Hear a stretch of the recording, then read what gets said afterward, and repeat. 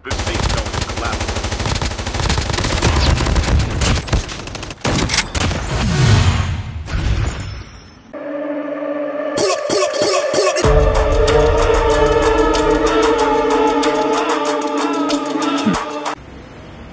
علیکم دوستان، چطورید؟ من کلونل بشیر هستم و با یه گیم پلی دیگه براتون اومدیم که داشته باشیم طبق رسم همیشگی من جامپ پلتفرم. تا قبل اینکه کیل اول براتون بزنم ساب لایک و یادتون نره که داشته باشیم. همین لحظه وانزا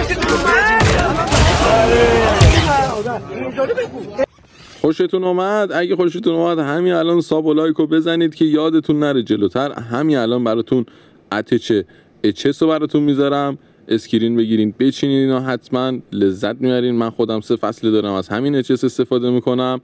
جلوتر براتون 117 رو میکشم، 117 شیطون بلا رو داریم، اینم بچینید. واقعا شیطان این فصل 117 توی فاصله مید عالی میزنه، یعنی متوسط، خیلی دور و خوب نمیزنه. بهترین شاتگانه روی زمین هم میشه KRM و بیوای.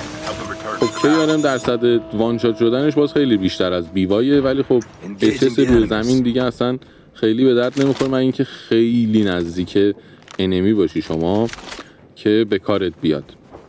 و اینجا هم که یارمون کلاسیشو زد و همینجا براتون تست 117 رو گرفتم که به همین راحتی داره رنده میکنه. حتما بچینید استفادهش کنید. واقعا فاصله متوسط و 117 پاره میکنه، اصلا مهم نیست جلوتون چگانی باشه. ببینید کافیه بگیر رو سینه انمی به همین صورت تمیز کیل افکت تحویل جامعه بدید. این اتچمنتی هم که چیدم فرقی نداره، شما متیک داشته باشی، اپیک داشته باشی، لجند داشته باشی، رو همش میتونی بچینی. اینجا هم که یارمون با سگ انمی ناک شد، اون بیلبیلک سگ و وقتی که نتره کنید به همین راحتی شما رو ناک میکنه. من توی ویدیو قبلی هم گفتم که این بیلبیلک سگ رو حتما بزنید به ترکه، چون میفرستن اون لابی. یا واقعا من نمیفهمم چطوری میشه که تو سرتو بندازی پایین همینجوری راش بدی. اوه نیدو این چجوری ترکی. آخ بچه اینجا هم من خیلی شانس آوردم. اینجا میخواستم کویک استریک استفاده کنم، 110 تا دمیج دادم به این ریوایند رو زد برگشت. هیپ فایر 117 که اتچمنتش رو بهتون دادم. ببینید به همین تمیزی، به همین سادگی و خوشمزگی کیل افکت تحویل جامعه میدید. این 6مین کیل ما بود، داشتیم براتون هنرنمایی میکردیم، اتچمنت ها رو تست کردیم که لذت ببرید. و اینکه یارمون اینجا یه خورده از همون فاصله گرفت، یه اسکواد کامل بهش راش شدن. من فقط داشتم تیر میزدم که یارمون رو ناک نکنن که متاسفانه یارمون رو از دست دادیم. اینجا اومدم نیت بندازم، دیدم نیت ندارم دیگه، مجبور شدم کلاسر بندازم و یه بکریز بدم. از اون برم یه اسکواد دیگه اومد، اصلا وسط 2 تا اسکواد بودیم. همینجا باید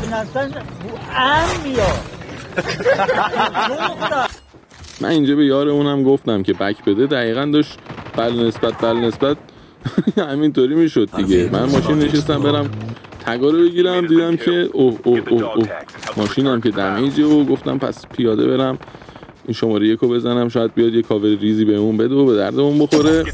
و اینکه کنار بچه ها باشید دیگه. یکی میگه بک بدین، حتما یه چیزی میدونی که میگه بک بدین. شماره 2 هم دیدم خیلی دوره، نمی‌ترسید برم بگیرم. این داداشمون هم با HP 1 فرار کرد، از بغل گرفتن رو من، سری رفتم تو کاور، شیلدمو شارژ کردم، 2-3 تا موومنت که دیگه تیر نزنه بهم. دوستمون با نینجا مثل سگ فرار کرد. دوباره اومدم اینور که ببینم کجا رفت شیطون بلا، ماشینه رو دیدیم چجوری رفت اونجا.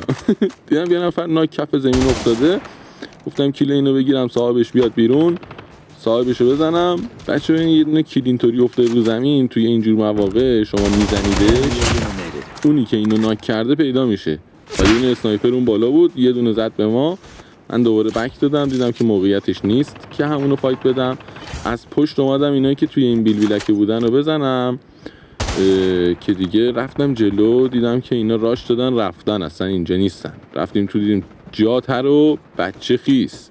بک دادم، گفتم یه دونه کلاسر ندارم، شاید یکی خر شد اومد تو کلاسر بگیرتش. شماره یک میگفت بیا سری کاورم بده، گفتم بابا وایسا من دارم میام و اینا. نمیر گفت یه نفر شیلش درکیده نمیدونم یه تیره، الان اینجا فوشم بدی به یارو میره لابی و اینا دیگه. من خیلی سریع اومدم یه ریلود ریز زدم براتون، کویک استریک بالا سقف، رفتم بالا سقف و دیدم که 2 نفرن.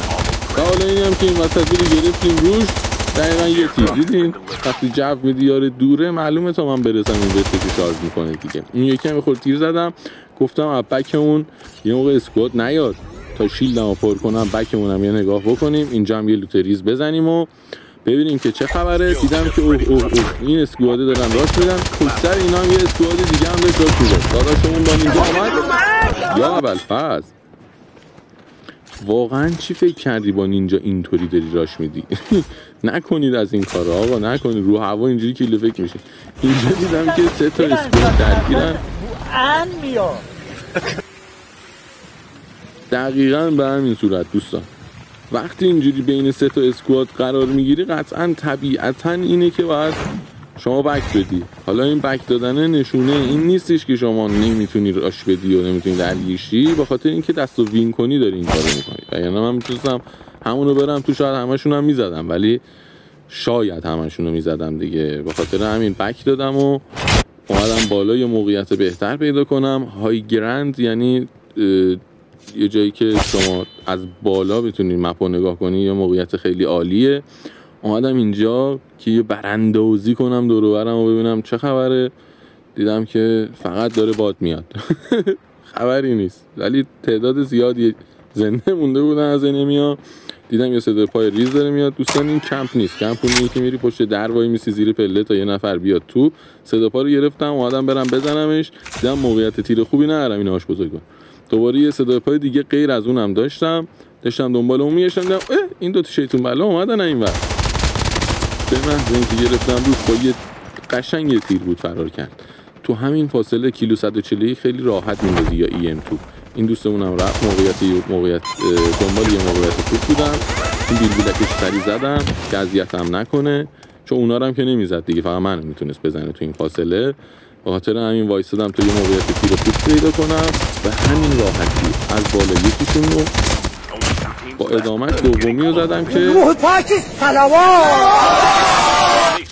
دقیقاً روح پاک صلوات. دوستان یعنی وقتی شما یه خورده فکر بازیتون رو حالا بیشتر میکنید و موقعیت ها رو نگاه میکنید، به همین راحتی میتونید حالا هر چند نفری که باشن شما تو موقعیت بهتری باشین میتونید راحت بفرستیشون لابی. اینجا زون خیلی دردناک بود، طرف مقابل من دفن داشت، من واقعا از دفن استرس میگیرم. این آخر بازی هم که تک به تک میشه واقعا اصلا یه هیجان خاص خودشو داره. دفن و ضبط دوشه کور نشدم. اینجا موقعیت خوبی بود برای موومنت، یه خورده موومنت زدم الحمدلله. این دوستان من توست بود، کویک استریک هم نگرفت. اینجا یه خورده تضعیف رویه شدم، یه دونه شات میس دادم، دومی حالا با اسکوپ زدم، سومی میس شد. اینجا هول شدم دستم خورد روی کویک استریک، نمیدونم چی شد اصلا اینو زدم. بله چیز فکر تحویل جامعه یه دن سریز برای شما. امیدوارم که لذت برده باشین. ساب یادتون نره. خدا نگهدار.